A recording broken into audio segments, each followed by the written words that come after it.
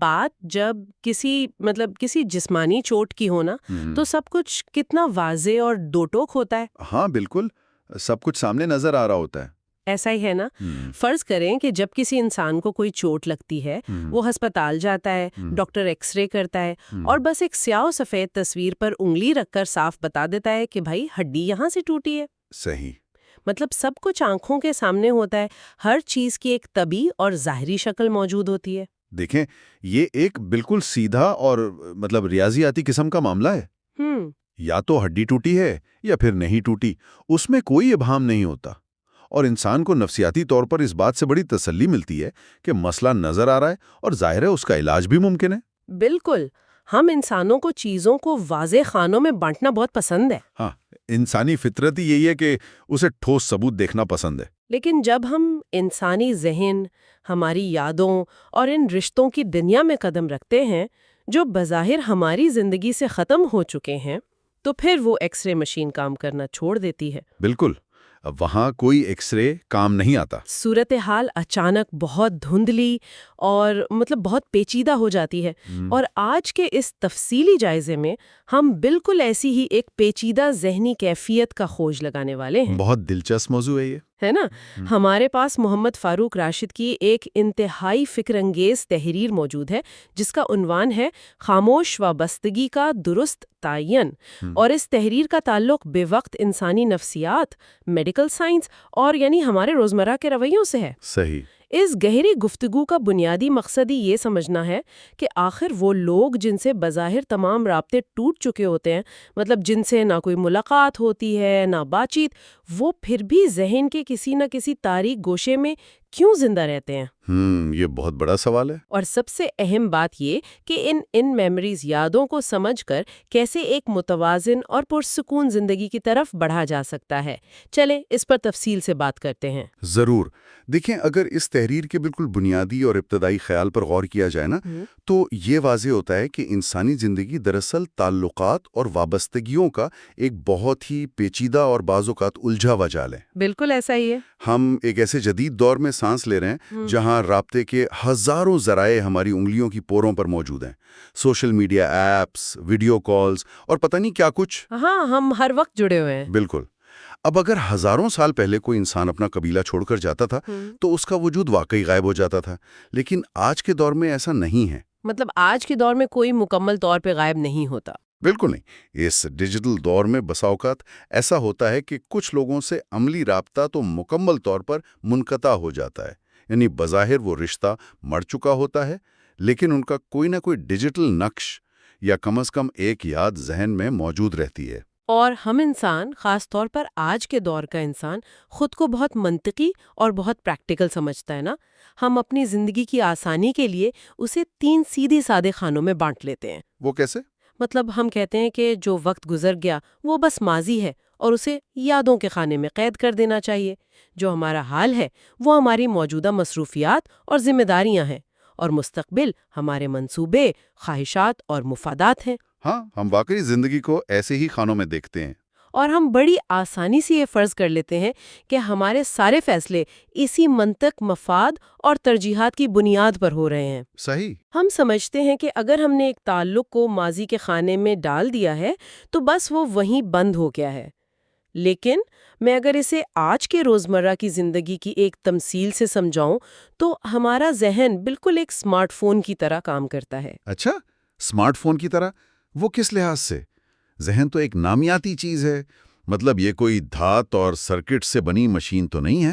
دیکھیں، میں بتاتی ہوں. جب ہم فون سے کوئی ایسی ایپ ڈیلیٹ کرتے ہیں جس کی مزید ضرورت نہیں ہوتی تو عام طور پر یہی سمجھا جاتا ہے کہ وہ مکمل طور پر غائب ہو گئی ہے. ہاں، اسکرین پر آئیکن نہیں ہوتا تو لگتا ہے ڈیلیٹ ہو گئی. بالکل. اسکرین پر اس کا آئیکن نظر نہیں آ رہا ہوتا تو لگتا ہے کہ اب اس کا وجود ختم ہو گیا. لیکن اگر کبھی فون کی سیٹنگز میں گہرائی میں جایا جائے تو معلوم ہوتا ہے کہ وہاں اس ایپ کی کچھ کیشے فائلز یا پوشیدہ ڈیٹا اب بھی موجود ہے. ارے واہ، یہ بہت زبردست مثال دی آپ نے. ہے نا. وہ کیشے فائلز فون کی میموری میں خاموشی سے جگہ گھیرے ہوئے ہوتی ہیں. ہمارا انسانی ذہن اور اس کی خاموش وابستگیاں بھی کچھ اسی طرح کام کرتی ہیں. ہم سمجھتے ہیں کہ ہم نے ایک انسان یا ایک تعلق کو زندگی سے ڈیلیٹ کر دیا ہے، لیکن اس کی یادوں اور احساسات کی کیشے فائلز اب بھی ذہن کے کسی گوشے میں پڑی ہوتی ہیں۔ بالکل ایسا ہی ہے۔ انسان خود کو جتنا بھی منطقی سمجھے، وہ اکثر ان پوشیدہ فائلوں کو نظر انداز کر جاتا ہے۔ یہاں جو بات سب سے دلچسپ ہے وہ یہ ہے کہ انسانی ذہن محض فائدے اور نقصان کے اصول پر نہیں چلتا۔ اچھا، یہ صرف مفادات کا حساب کتاب رکھنے والا کوئی جدید کیلکولیٹر نہیں ہے، بلکہ یہ یادوں، جذبوں اور گزرے ہوئے لمحات کا ایک بہت گہرا، وسیع اور حساس ذخیرہ ہے۔ بالکل صحیح کہا۔ یہی وجہ ہے کہ جب کوئی تعلق بظاہر ختم ہو جاتا ہے، جب اس میں کوئی عملی فائدہ یا روزمرہ کا رابطہ باقی نہیں رہتا، تب بھی ایک غیر محسوس سا رشتہ اندر باقی رہ جاتا ہے۔ ہاں، ایک ہلکی سی جھلک باقی رہ جاتی ہے۔ بالکل، اور یہ جھلک کبھی کسی پرانی تصویر کو دیکھ کر ابھر سکتی ہے، کبھی بارش کے کسی خاص موسم سے، یا کبھی محض بیٹھے بیٹھے ایک غیر واضح خیال کے طور پر ذہن میں آ جاتی ہے۔ یعنی شعوری طور پر ہم اس رشتے کو اب کوئی اہمیت نہیں دے رہے ہوتے۔ بالکل، شعور اس کو اہمیت نہیں دیتا، لیکن لاشعور کی گہرائیوں میں وہ خاموشی سے زندہ رہتا ہے۔ یہاں بات واقعی بہت دلچسپ ہو جاتی ہے، کیونکہ اب ایک بہت ہی فطری سوال پیدا ہوتا ہے میرے ذہن میں۔ جی بتائیے۔ آخر ہمارا دماغ ان غیر ضروری یادوں یا ان کیشے فائلوں کو ہمیشہ کے لیے خودکار طریقے سے ڈیلیٹ کیوں نہیں کر دیتا؟ بہت اہم سوال ہے۔ اگر ایک رشتے کی اب کوئی ضرورت ہی نہیں ہے، وہ ہمارے حال کا حصہ نہیں ہے، تو اسے سنبھال کر رکھنے کے پیچھے آخر سائنسی وجہ کیا ہے؟ صحیح۔ اگر یہ کیشے فائلز یوں ہی بیکار پڑی رہتی ہیں، تو کیا یہ انسانی ارتقاء کا کوئی بہت بڑا نقص نہیں ہے؟ قدرت دماغ کی اتنی قیمتی جگہ ایک بظاہر مردہ رشتے پر کیوں ضائع کرے گی؟ اس سے ایک اہم سوال جنم لیتا ہے، لیکن اس سے دماغ کی خامی، نقص یا کوئی تکنیکی گلچ سمجھنا بالکل درست نہیں ہوگا۔ اچھا، نقص نہیں ہے تو پھر کیا ہے؟ اس کا جواب ہمیں میڈیکل سائنس، خاص طور پر نیورو پلاسٹیسٹی اور انسانی دماغ کی انتہائی حیرت انگیز ساخت میں ملتا ہے۔ تحریر میں بڑی خوبصورتی سے یہ سائنسی نقطہ اٹھایا گیا ہے کہ دماغ میں محفوظ ہونے والی یادیں اور ان سے جڑے جذبات کبھی بھی مکمل طور پر مٹتے نہیں ہیں۔ کبھی نہیں مٹتے؟ جی، ہمارا دماغ اربوں خلیوں سے مل کر بنا ہے، جنہیں ہم نیورونز کہتے ہیں۔ نیورو سائنس میں ایک بہت مشہور اصول ہے جسے ہیبین تھیوری کہا جاتا ہے۔ ہیبین تھیوری، ٹھیک ہے۔ اس کا سادہ سا مطلب یہ ہے کہ جو نیورونز ایک ساتھ متحرک ہوتے ہیں وہ آپس میں جڑ جاتے ہیں۔ انگریزی میں کہتے ہیں نا، neurons that fire together wire together. اچھا، ایک منٹ، یعنی جب انسان کسی شخص کے ساتھ وقت گزار رہا ہوتا ہے، کوئی بات چیت کر رہا ہوتا ہے، ہنس رہا ہوتا ہے یا رو رہا ہوتا ہے، تو اس وقت دماغ میں محض کوئی خیالی تصویر نہیں بن رہی ہوتی؟ بالکل نہیں، بلکہ ایک باقاعدہ فزیکل پیٹرن بن رہا ہوتا ہے۔ بالکل ایسا ہی ہے۔ جب بھی کوئی جذباتی تعلق بنتا ہے تو دماغ میں ان نیورونز کے درمیان باقاعدہ فزیکل یعنی جسمانی راستے بن جاتے ہیں۔ ارے واہ! اور یہاں سائنس کا کمال اور ان وابستگیوں کی گہرائی دیکھیے۔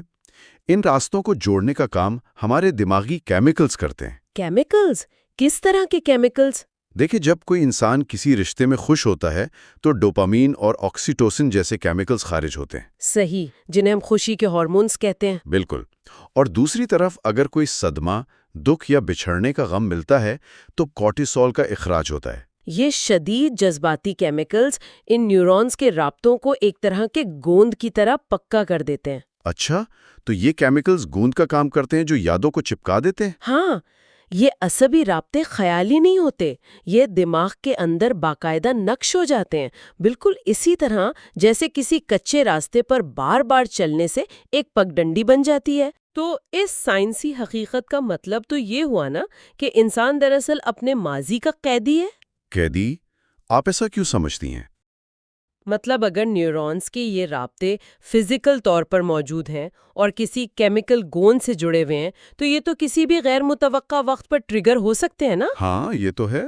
کوئی پرانا گانا سنا، کسی خاص پرفیوم کی خوشبو آئی اور بوم، وہ سارے سوئے ہوئے نیورونز اچانک دوبارہ جاگ گئے۔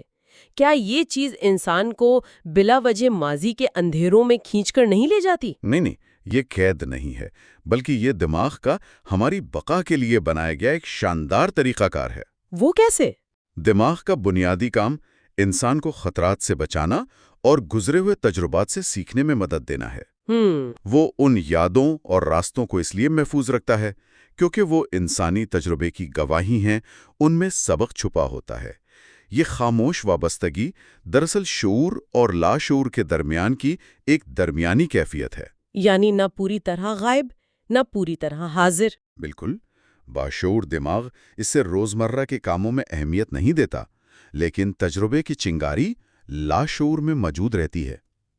اصل چیلنج یہ نہیں ہے کہ یہ یادیں ذہن میں کیوں آتی ہیں۔ تو پھر اصل چیلنج کیا ہے؟ اصل چیلنج یہ ہے کہ جب ہمارا باشعور ذہن یہ جانتا ہے کہ اب اس رشتے کی عملی طور پر کوئی اہمیت نہیں رہی، تو ہم اس خاموش وابستگی کا درست تعین کیسے کریں؟ تو اس سب کا مطلب کیا ہے؟ مطلب دماغی ساخت کو تو کاٹ کر بدلا نہیں جا سکتے نا؟ بالکل نہیں۔ نیورونز نے جو راستے بنا لیے، کیمیکلز نے جو جوڑ لگا دیا، وہ تو لگ گیا۔ اب انسان ان یادوں کے ساتھ ایک صحت مند انداز میں جینا کیسے سیکھے؟ ہمارا اگلا منطقی اور عملی قدم کیا ہونا چاہیے؟ اگلا اور سب سے اہم قدم اس بات کو شعوری طور پر تسلیم کرنا ہے کہ ہر ذہنی وابستگی کو یا ہر یاد کو عملی تعلق میں بدلنا قطعی طور پر ضروری نہیں ہوتا۔ اچھا، یہ واقعی ایک بہت اہم نقطہ ہے۔ جی، یہ انسانی رویوں کی ایک بہت بڑی غلط فہمی ہے کہ اگر کسی بچھڑے ہوئے شخص کی یاد آ رہی ہے تو اس کا مطلب یہ ہے کہ بھئی وہ پرانا رشتہ دوبارہ بحال کرنے کی کوشش کی جائے۔ ہاں، ہم اکثر یہی سمجھتے ہیں کہ یاد آ رہی ہے تو مطلب واپس رابطہ کرنا چاہیے۔ ایسا نہیں ہے۔ تحریر بتاتی ہے کہ بعض یادیں اور تعلقات صرف انسانی تجربے کا ایک حصہ ہوتے ہیں۔ انہیں ویسے ہی اسی جگہ اور اسی حالت میں قبول کر لینا بہتر حکمت عملی ہے۔ ہمیں ان خاموش وابستگیوں کی باقاعدہ جانچ کرنی چاہیے۔ اور اس جانچ کے لیے پیمانہ کیا ہونا چاہیے؟ مطلب یہ کیسے طے کیا جائے کہ کون سی یاد نقصان دہ ہے اور کون سی بے ضرر ہے؟ جانچ کا بڑا ہی سیدھا اور واضح پیمانہ ہے۔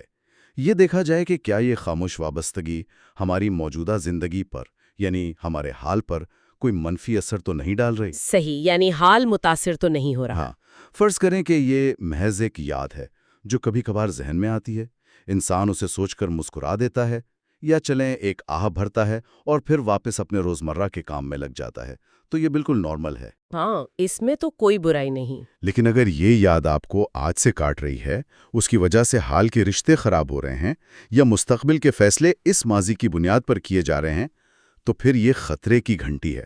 یعنی تب یہ محض ایک یاد نہیں رہتی، ایک بوجھ بن جاتی ہے۔ بالکل، پھر اس پر سنجیدگی سے غور کرنے اور اسے قابو میں لانے کی ضرورت ہے۔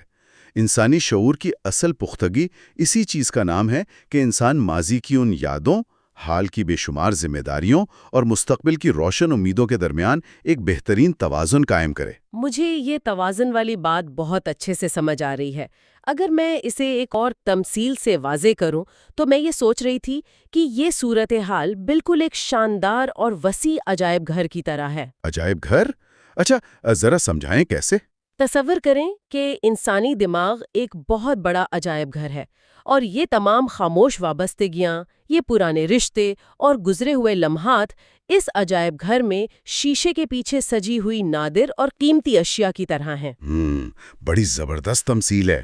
اب کوئی بھی شخص اس عجائب گھر میں جا سکتا ہے، ان پرانی یادوں کو دیکھ سکتا ہے، ان سے لطف اندوز ہو سکتا ہے، یا اس بات پر غور کر سکتا ہے کہ اس نے ان سے کیا سیکھا۔ لیکن وہ شخص اس عجائب گھر کے اندر اپنا بستر لگا کر رہائش اختیار نہیں کر سکتا نا؟ کیا بات ہے، بالکل صحیح ہے۔ اسے وہاں کی سیر کرنے کے بعد بہرحال واپس باہر آنا پڑتا ہے، اصلی دنیا میں، اپنے آج میں، جہاں کی دھوپ، ہوا اور اس کی موجودہ ذمہ داریاں اس کا انتظار کر رہی ہوتی ہیں۔ عجائب گھر کی یہ تمثیل ایک حد تک واقعی بہت اچھی اور دلچسپ ہے، لیکن میرا ماننا ہے کہ اس میں ایک چھوٹی سی خامی ہے۔ خامی؟ وہ کیا؟ مسئلہ یہ ہے کہ عجائب گھر کی اشیاء بے جان ہوتی ہیں، وہ اپنی جگہ پر خاموش پڑی رہتی ہیں، ان میں حرکت نہیں ہوتی۔ یہ بات تو ہے۔ جبکہ دماغ میں موجود یادیں زندہ اور متحرک ہوتی ہیں، وہ محض شیشے کے پیچھے سجی ہوئی بے جان مورتیاں نہیں ہیں۔ خاموش وابستگیاں کسی بھی وقت شیشہ توڑ کر باہر آ سکتی ہیں۔ ارے واہ، زندہ یادیں شیشہ توڑ سکتی ہیں؟ جی، خاص طور پر جب ہماری حسیات متحرک ہوتی ہیں، جیسے خوشبو کا دماغ کے امیگڈالا سے سیدھا تعلق ہوتا ہے جو ہمارے جذبات کو کنٹرول کرتا ہے۔ صحیح۔ اس لیے اصل کام صرف سیر کر کے واپس آنا نہیں ہے، بلکہ ان زندہ یادوں کو یہ باور کرانا ہے کہ بھائی اب ان کا وقت گزر چکا ہے۔ شعوری پختگی کا اصل امتحان یہ ہے کہ اس ماضی کے متحرک عجائب گھر اور حقیقی دنیا کے درمیان ایک مضبوط حد فاصل قائم کی جائے۔